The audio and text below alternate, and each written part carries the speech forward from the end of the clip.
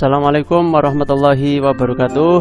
Bertemu lagi dengan saya Mait Amir. Kali ini saya akan menyampaikan materi struktur atom. Saya sebut sebagai materi bagian pertama atau video bagian pertama, karena nanti saya siapkan video-video selanjutnya untuk bab struktur atom tersebut. Kita mulai dari partikel dasar penyusun atom. Nah, ada 3 partikel penyusun dasar ya.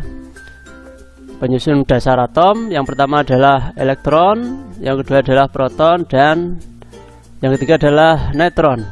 Posisi dari ketiganya adalah bahwa untuk inti atom itu diisi oleh neutron dan proton, kemudian kulit itu diisi oleh elektron. Komposisi massa dan muatannya adalah seperti pada tabel berikut. Bisa dilihat mulai dari massa dengan satuan kilogram, satuan massa atom, kemudian muatan dengan satuan kolom, dan lambangnya. Mohon untuk disimak baik-baik. Selanjutnya adalah saya sampaikan perkembangan teori atom. Kita mulai dari teori atom Dalton. Secara umum gambarannya untuk Dalton adalah seperti bola bulat seperti ini, dengan keterangan yang pertama, menurut Dalton bahwa unsur-unsur penyusun materi terdiri dari partikel-partikel yang disebut atom. Ini adalah disebut menurut Dalton sebagai partikel terkecil. Kemudian atom-atom pada suatu unsur tertentu adalah identik, baik berat, ukuran, dan sifat. Yang ketiga, atom satu zat tidak dapat diubah menjadi zat yang lain.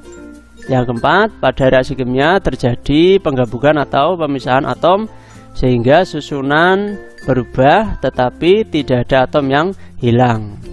Dan teori yang terakhir menurut Dalton adalah bahwa atom bergabung dengan atom lain membentuk molekul dengan perbandingan bulat dan sederhana. Ini teori atom Dalton. Selanjutnya adalah teori atom Thomson. Gambarannya Thomson seperti ini, ada bola, kemudian ada muatan-muatan negatif yang berada di permukaan bola tersebut. Nah, permuatan negatif ini disebut elektron. Menurut Thomson seperti itu.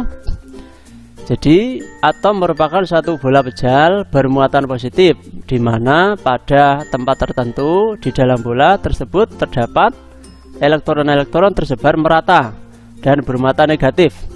Jadi menurut Thomson, bola yang bulat ini sebagai partikel atau bermuatan positif, dan yang namanya elektron ini berada di permukaan atomnya yang bermuatan negatif. Selanjutnya adalah teori atom Rutherford. Ini sudah masuk ke teori atom modern ya. Secara umum gambarannya seperti ini, bahwa sebagian besar dari atom merupakan ruangan kosong, ditandai dengan sinar lava yang diteruskan. Kemudian atom terdiri atas inti-inti yang bermuatan positif. Ini bagian tengahnya adalah inti yang bermuatan positif. Kemudian massa atom terpusat pada inti. Ya. Jadi dianggap ini seluruhnya adalah atom, di mana massa atomnya terpusat pada intinya. Itu menurut Rutherford. Kemudian elektron-elektron di dalam atom beredar mengelilingi inti. Jadi sudah ada penjelasan bahwa elektron di sini adalah bergerak, ya, bergerak mengelilingi inti pada kulitnya masing-masing. Kemudian muatan suatu atom adalah netral. Muatan atomnya di sini adalah netral, hingga jumlah proton selalu sama dengan jumlah elektronnya. Berarti sudah ada perkembangan yang lebih bagus lagi tentang teori atom. Selanjutnya adalah teori atomnya Niels Bohr. Ini juga masuk ke wilayah teori atom modern. Nah, gambarannya seperti ini, lebih jelas lagi. Inti atom berada di tengah, kemudian bulatan-bulatan yang di sekelilingnya itu adalah sebagai garis edarnya elektron. Jadi elektron-elektron beredar mengelilingi inti. Garis edar elektron dapat berupa lingkaran atau elips dengan inti sebagai titik pusatnya. Garis edar elektron sesuai dengan tingkat energinya. Kemudian elektron-elektron yang mengelilingi inti tanpa menyerap atau melepas energi. jadi stasioner saja. Energi pada lintasan bersifat stasioner, sehingga tidak ada energi yang dipancarkan atau energi yang diserap dalam bentuk radiasi. Nah, kemudian yang terakhir bahwa elektron-elektron dapat berpindah dari tingkat energi yang lebih rendah ke tingkat energi yang lebih tinggi dengan menyerap energi. Begitu ya untuk penjelasan dari Niels Bohr. Nah, yang terakhir atau yang kelima ini adalah teori atom modern. Ya, disebut sebagai teori mekanika kuantum. Nah, ini. Jadi di tengah ini adalah inti atom, kemudian sebelum masuk ke kulit ini ada awan elektron di sekitar inti. Yang pertama, teori atom modern adalah didasarkan pada teorinya dari Louis de Broglie bahwa elektron bersifat dualisme, yaitu bersifat partikel juga bisa bersifat gelombang. Ini, jadi elektron ada dua sifat di sini ya, memiliki dualisme. Kemudian yang kedua adalah Heisenberg, bahwa prinsip ketidakpastian menyatakan tidak mungkin mengetahui secara bersama-sama kedudukan dan kecepatan gerak elektron. Yang terakhir adalah dari Erwin Schrödinger.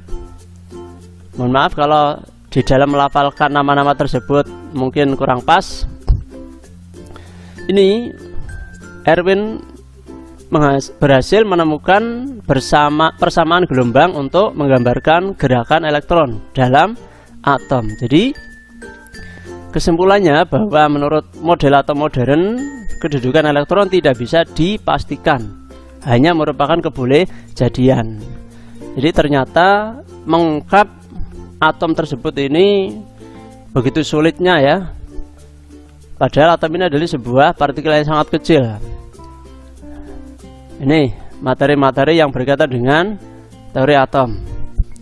Kita masuk ke nomor atom. Nomor atom adalah menyatakan jumlah proton dalam inti disebut sebagai nomor atom. Ini nomor atom disimbolkan atau dilambangkan seperti ini. Jadi simbolnya X di bawah Z di atas A. Ya, inti atom dilambangkan dengan simbol seperti ini. Jadi X ini adalah lambang atomnya, kemudian A-nya adalah nomor masanya, Z-nya adalah nomor atom dengan komposisi nomor massa sama dengan jumlah proton dan neutron, dan Z nomor atom itu adalah sama dengan jumlah proton dan jumlah elektron dengan keterangan bahwa ini adalah sebagai atom netral. Kalau atomnya bermuatan, maka di sini nanti yang berbeda adalah jumlah elektron tidak sama dengan jumlah proton.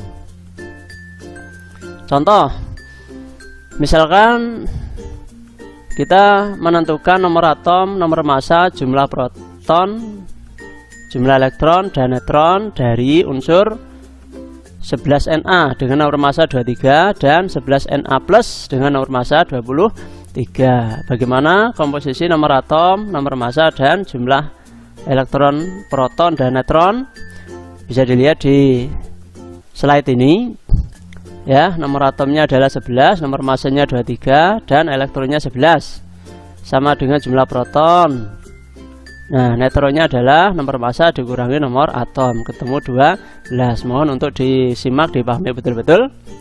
Berbeda dengan yang B, ini karena Na-nya bermuatan, maka ini jumlah elektronnya tidak sama dengan jumlah proton. Ya, karena Na ini melepas 1, sehingga 11 dikurangi 1 sama dengan 10. Ya, demikian penjelasan dari saya tentang struktur atom dan nomor atom.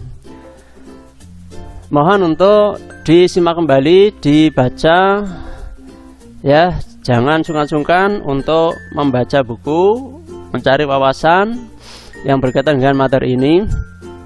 Dari saya ada kurang lebihnya, minta maaf. Saya akhiri. Assalamualaikum warahmatullahi wabarakatuh.